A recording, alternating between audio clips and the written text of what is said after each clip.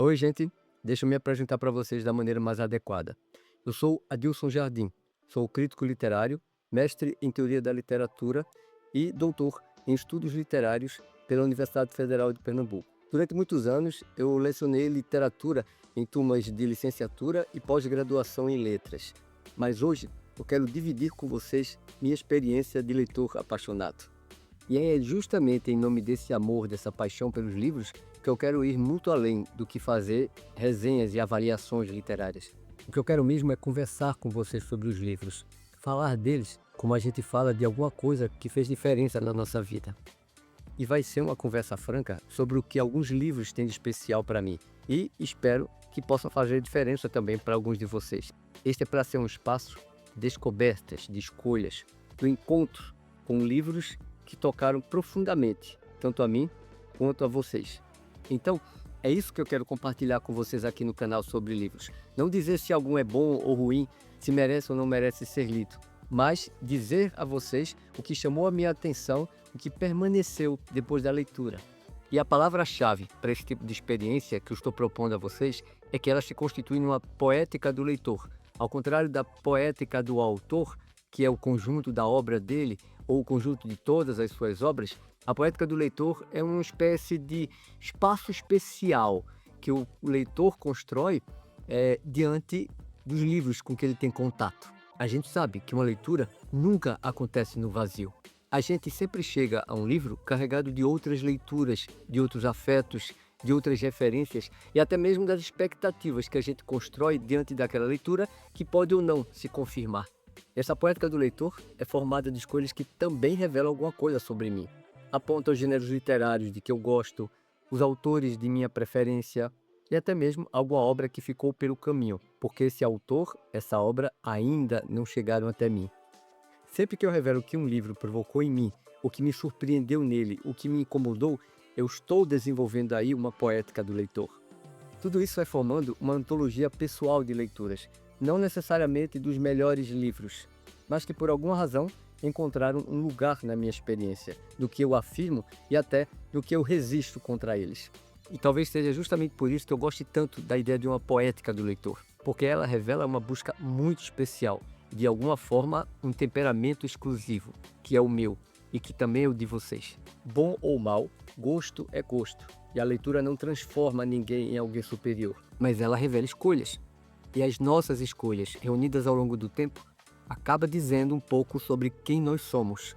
E é curioso, porque o leitor é parecido com tantos outros, gosta de determinados gêneros, se apaixona por certos autores, abandona livros, volta a outros, muda de ideia, descobre coisas novas, e nesse sentido, não há nada de excepcional nele. Mas é justamente a combinação dessas coisas que torna esse leitor único. A minha poética do leitor é o resultado das minhas escolhas, dos meus afetos, das minhas influências, mas também das minhas teimosias. Mas principalmente, no final das contas, uma poética do leitor é o retrato de um temperamento que pode ser familiar a de tantos outros leitores com os quais se identifique. Eu paro de falar da posição de uma autoridade e passo a falar da minha experiência ao ter lido um determinado livro. E acho que isso é uma grande vantagem na nossa conversa. Quando a gente diz que uma passagem do livro me surpreendeu, que determinada personagem me irritou, quando eu digo que um livro ficou na minha cabeça durante muitos dias, ou aquela coisa tão famosa que todos nós dizemos, que nós demoramos a começar o próximo livro porque ainda estávamos muito imersos na leitura anterior. Essa é a vantagem, na minha opinião. A experiência do leitor não precisa ser transformada imediatamente em julgamento. A gente pode gostar de um livro, mas reconhecer os defeitos dele. Pode não gostar dele, mas reconhecer a sua força.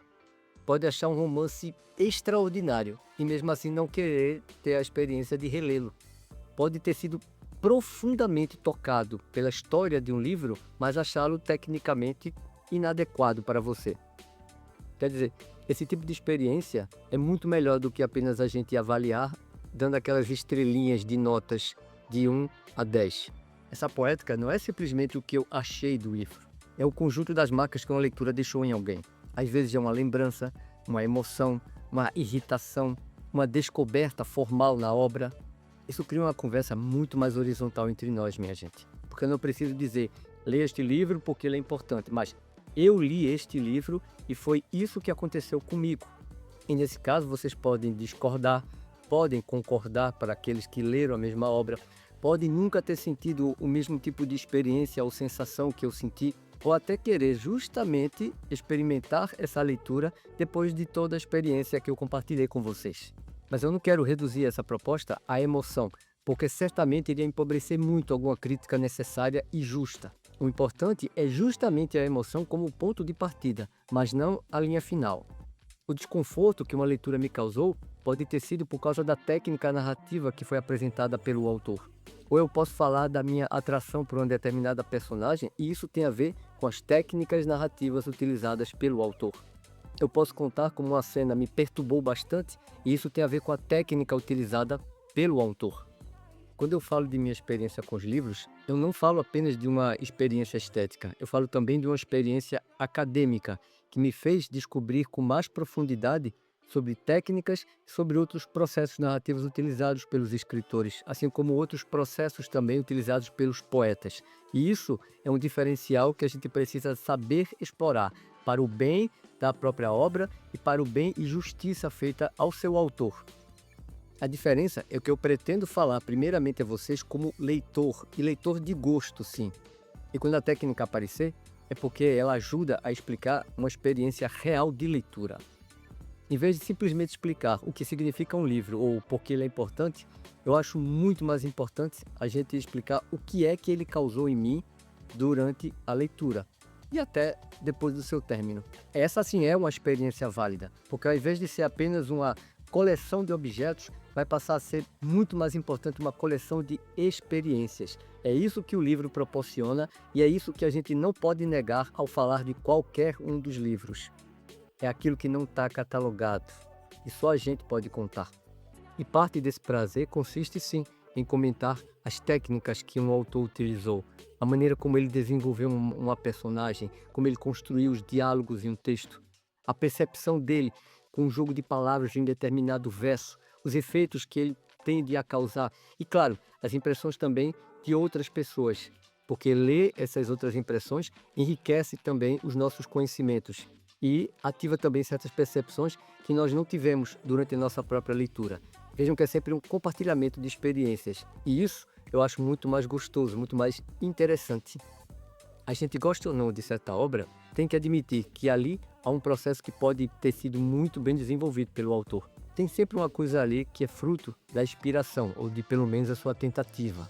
E a gente tem, no mínimo, que pensar nessas coisas, porque senão a gente pode descartar uma obra por implicância, e isso é uma coisa pessoal demais.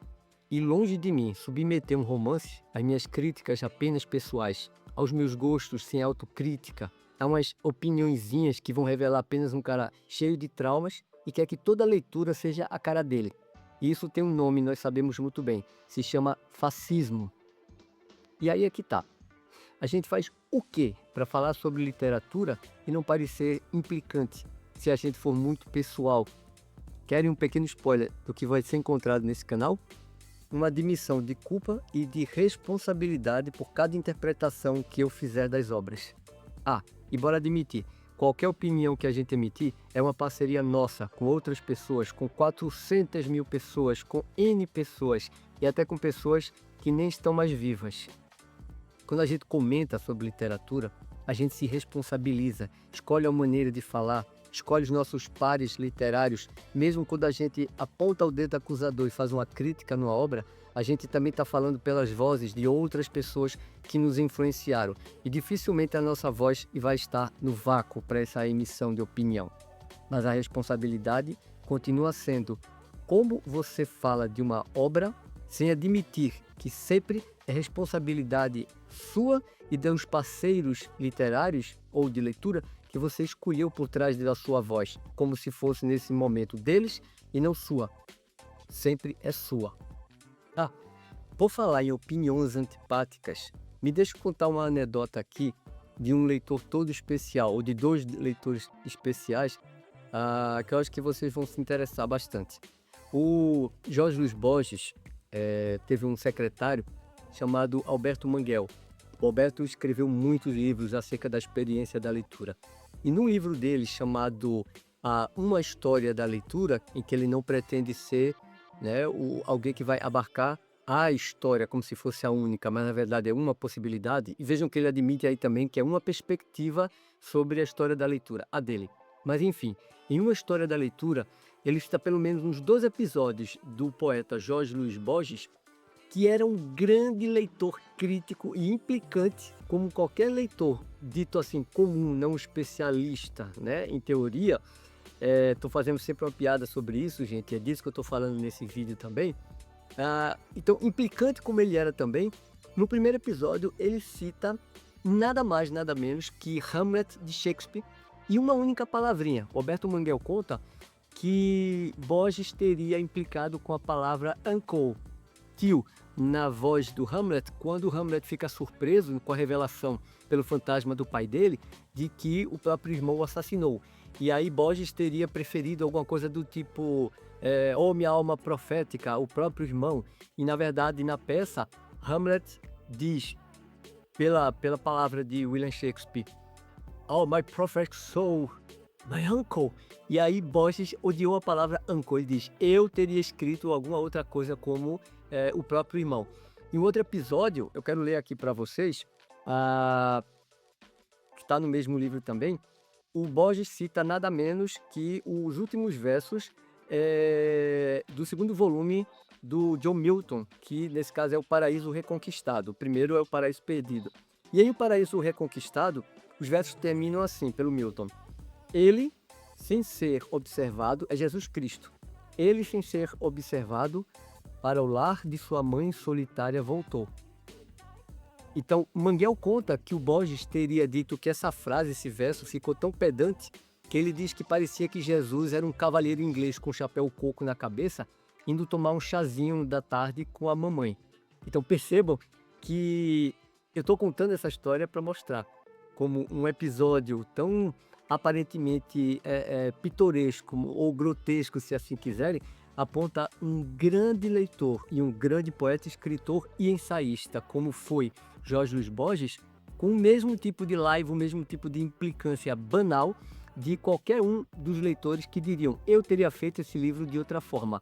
É assim que surge, por exemplo, as fanfics, quando aparece uma comunidade de leitores que dizem, adorei aquele livro e, em última instância, ou na instância mais radical, eu teria feito um final diferente, acho que deveria ser diferente o final daquele livro. É disso que eu falo para vocês, gente, quando eu defendo agora no meu canal uma poética do leitor. Porque nem o leitor comum, nem o crítico, nem o escritor, nem o poeta deixam em algum momento de emitir uma opinião, um juízo de valor sobre a leitura, sobre a literatura, que simplesmente não possa ser visto pelos outros como extremamente radical, pedante ou até mesmo simplório demais, que não alcança uma certa verdade da obra que outros leitores alcançaram. Percebe? Mas é justamente também nesses espaços de interpretação, seja na academia ou onde nenhum leitor teoricamente apita, que existe um processo, uma técnica, um modo de falar que vai unir todos os leitores ao mesmo tempo. São nesses tipos de conflitos que todos nós construímos as nossas poéticas de leitores. E é o lugar onde, acreditem, se inicia toda a reflexão e todo o conhecimento posterior sobre as obras literárias. Acho que é no que a gente, por falta de uma expressão melhor, pode chamar de o livro das nossas próprias ideias. Isso inclui nossas opiniões, que também são formadas de crenças e até dos pensamentos mais invasivos que a gente queria tentar evitar. É uma certa dose de neurose e obsessão, mas também de um impulso criativo, como é que não? A gente é o efeito de uma leitura, de uma posição, de uma perspectiva diante do olhar do outro, porque para os outros é inevitável. Quando a gente emite uma opinião sobre leitura, nossa opinião pode ser vista como rebeldia, transgressão, criatividade ou uma imensa estupidez. É esse diálogo que eu estou propondo a vocês a partir de agora.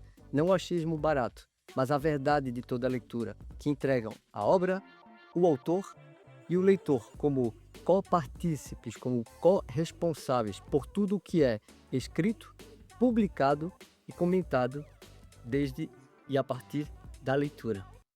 Então, se for do interesse de vocês, fica aqui o convite para a gente compartilhar nossas opiniões sobre a leitura, porque vem muita coisa boa por aí e a biblioteca está aberta. me segue aqui no canal, ativa o sininho das notificações e bora papiar? Até já!